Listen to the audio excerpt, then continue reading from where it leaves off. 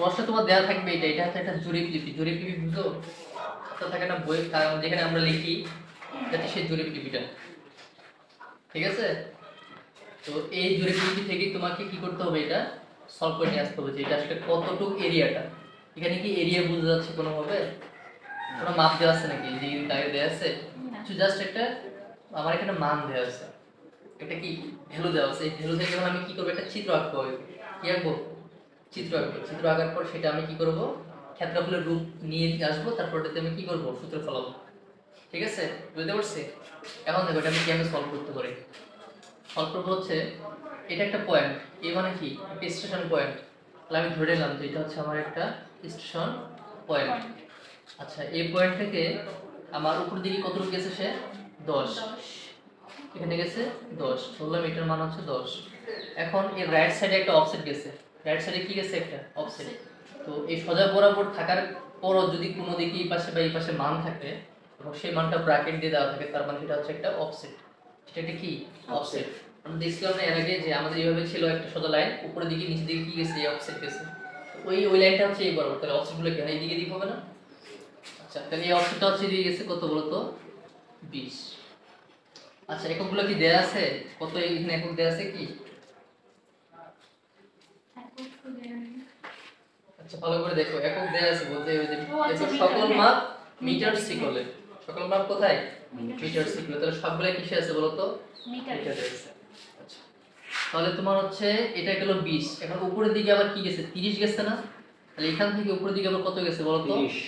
30। এই 30 মাপটা কিন্তু হচ্ছে এই বিন্দু থেকে 30। কোন বিন্দু থেকে ভাই? এই বিন্দু থেকে, স্টার্টিং থেকে যা মাপ পাবা এখানে সব স্টার্টিং থেকে পাবা। তাহলে 10 থেকে এখানে উপরে কত গেছে? 20 গেছে না উপরের দিকে? এখান থেকে যদি এখানে 30 যায় তাহলে এখান থেকে এখানে ডিসটেন্স কত? 20 না? তাহলে এখন তুমি এই পয়েন্ট গুলোকে দিয়ে তোমার একটা কি করতে হবে? ক্ষেত্র বানাতে হবে। কি বানাতে হবে? ক্ষেত্র। তাহলে এটা একটা আউটলাইন, এর সাথে এটা মিলিয়ে দাও। এই পাশে যদি আউটলাইন আসে না পয়েন্ট, এটা কিন্তু মিলিয়ে দাও। এদিকে কি কোনোভাবে কোনো কিছু মিলানো যাবে? কোনো পয়েন্টই নেই তো এদিকে। তাহলে তোমার এখানে একটা ক্ষেত্র নাম্বার 1, ক্ষেত্র নাম্বার কি? 2। এখন দেখো যে তুমি যদি এটাকে একটা ত্রিভুজ বিবেচনা করে থাকো, আর এই অবজেক্টগুলো অলওয়েজ কি থাকে বলতো? একদম লম্ব বরাবর থাকে। কি বরাবর থাকে? লম্ব বরাবর থাকে। তাহলে তুমি যদি এটাকে ত্রিভুজ কল্পনা করো, সম্পূর্ণটাকে কি বিবেচনা করো বলতো? ত্রিভুজ। তাহলে এটা যদি তুমি ত্রিভুজের ভূমি ধরো, তাহলে এর লম্ব হচ্ছে এটা। বুঝতে পারছো?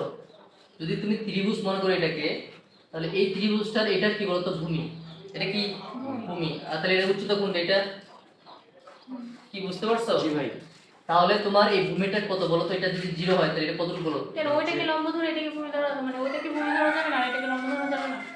দেখো এটা কিন্তু তোমার হচ্ছে ডিরেক্টলি এখান থেকে একদম সোজা হবে গেছে, কিন্তু এরকম সোজা হবে কোনো লাইনে কোন থেকে কি মানে বের হয় না। বুঝতে পারছো? তুমি এটা যখন সামনের দিকে আঁকবা তখন জিনিসটা আসবে এরকম। এটা একদম বরাবর শীর্ষ থেকে নিচে নামে গেছে, শীর্ষ থেকে একদম ডিরেক্ট নেমে গেছে। তাহলে এটা কি উচ্চতা না? এটা যদি এরকম হতো তাহলে এটা উচ্চতা হইতো? এটা কিন্তু উচ্চতা হবে না। তাহলে যদি তুমি এটা এদিক দিয়ে নিতে তাহলে ওইটা হইতো উচ্চতা? হইতো না। এটা বরাবর কি হয়েছে? সোজা গেছে না? যেটা এটা হচ্ছে আমার এখানে কি বলতো? উচ্চতা। তাহলে এটা আমার হচ্ছে তোমার ভূমিটা হচ্ছে 30 আর উচ্চতাটা হচ্ছে কত ইয়ার দিয়ে বলতো? 20, তাই না? এটা মান হচ্ছে কত বলতো? 20। তাহলে ক্ষেত্রফলের ত্রিভুজ ক্ষেত্রফল সূত্র জানি না আমরা। তোমার এখানে যে ক্ষেত্রটাকে হোল্ড করবে বা আমি যে ক্ষেত্র দেখতে পাচ্ছি আমি ওই ক্ষেত্রফলের কি মানে ক্ষেত্রটাকে ক্ষেত্রফল বের করব। তাহলে এটা হচ্ছে ভূমি কোন উচ্চতা ভাই? তাহলে এর ক্ষেত্রফল যেটা আর কি সেটা a = আসবে half into 20 b into s। b b মানে বেস, প্রস্থ, এই যে এটা।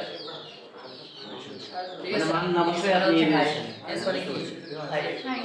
তাহলে তুমি এখানে ইকুয়াল টু হাফ ইনটু এটার মান কত? 30 ইনটু এটার মান কত? 20। মানে আগে সূত্র বানিয়ে নিতে হবে তারপরে মান বসাইতে হবে। তাহলে এখানে কত হচ্ছে বলো তো? 300। কত হচ্ছে? 300। আচ্ছা, এখন এটা তুমি যে মাপছো এটা কিন্তু কিসে আসছে বলো তো? সিকোলে আসছে। কিসে আসছে? সিকোলে আসছে। মিটারে না, মিটার বর্গমিটারে না। না, এটা কিসে আসছে বলো তো? সিকোলে আসছে। আমি এটা কিন্তু আমার সব সিকোলের মাপে। সিকোলে কেন? কারণ কিন্তু মিটার এখানে তো আবার মিটার দেওয়া আছে। শিকল। হ্যাঁ মিটার সিকলে তো আসছে। তাহলে শুধু শিকল দিচ্ছেন কেন? আচ্ছা এটা যে আমার সিকলে আসছে, এখন তুমি এই সিকলটাকে কি বানাবো বলো তো? মিটার ক্ষেত্রফল বানাবো। বানাবো। কি বানাবো? ক্ষেত্রফল বানাবো। কিন্তু বলতাম না মিটার এখন আমার হচ্ছে এক সিকল বুঝছি ভাই বুঝছি সমান কি 20 মিটার না? আর এই ক্ষেত্র এটা কি ক্ষেত্রফলে আছে না? জি ভাই তাহলে 20টা কি হবে স্কয়ার হয়ে যাবে না? তাহলে তো সেই শিকলটাকে হোল্ড করতে পারবে। তাহলে কত হলো এটা? 400 হয়ে গেছে না? তাহলে 400 এটা তুমি গুণ করে দিবা যে তুমি মিটার নিয়ে এসেছো। তাহলে 300 ইনটু 400 এত হচ্ছে কি মিটার স্কয়ার। তাহলে 4 3 12। ঠিক আছে? এত ভাইঙ্গা না করে ওই ডাইরেক্ট ওইখান থেকে একবারে মান বসে দিতে হয় ভাইয়া বিষয়টা আমি ক্লিয়ার না। মানে এখানে তো বলাই ছিল যে হচ্ছে এককটা হচ্ছে মিটার শিকলে আসছে। তাহলে এটা তো আমি ডিরেক্টলি হচ্ছে লিখতে পারি না, শিকলে কেন আমি আগে লিখবো? আচ্ছা আমার যে 12 হবে না এখানে 12 মিটার হবে মিটার স্কয়ার 4 ইঞ্চি 12 হবে না 300 থেকে 400 কে গুণ করলে তো 12 হয় 12 হবে আচ্ছা আমি তোমাদের দুইটা ম্যাথ করেছি। এখানে হচ্ছে যে তোমার এটা কি বলতো সিকলের মাপ। মানে তুমি এখান থেকে উপরে গেছো 10 সিকল, এখান থেকে উপরে গেছো 10 সিকল 10 সিকল, আবার এখান থেকে অফসেট গেছে দিকে 20 সিকল, আবার এখান থেকে গেছে উপরে 30 সিকল। বুঝতে পারছো? তাহলে আমার যে মাপগুলো এখানে পাতা সবগুলো কিসে বলতো সিকল। তুমি যদি সিকল আর সিকল গুণ করে কি পাবো বলতো? বর্গ সিকল। কি পাবা? বর্গ সিকল পাবা। এই যে তুমি বর্গ সিকল পাইলা, এখন তোমার তো এটাকে রাখতে হবে কিসে বলতো? মিটারে রাখতে হবে সিকলে যদি থাকে তাহলে এই ক্ষেত্রগুলো আমরা কিসে আসে? হেক্টরে নিয়ে আসে না? জি ভাই মনে আছে? তুমি যদি হেক্টর দিতে চাও তাহলে তোমার হচ্ছে এটা কি করতে হবে? মিটার স্কয়ার নিয়ে আসতে হবে আগে। তাহলে তোমার যদি বর্গ সিকল আছে তাহলে তোমার কি এটা কি মিটার করলে কি মিটার স্কয়ার নিয়ে আসতে হবে না? বর্গ বড় ঠিক রাখতে হবে না এটাকে? তাহলে এখানে তোমার এক সিকল সমান কত বলতো?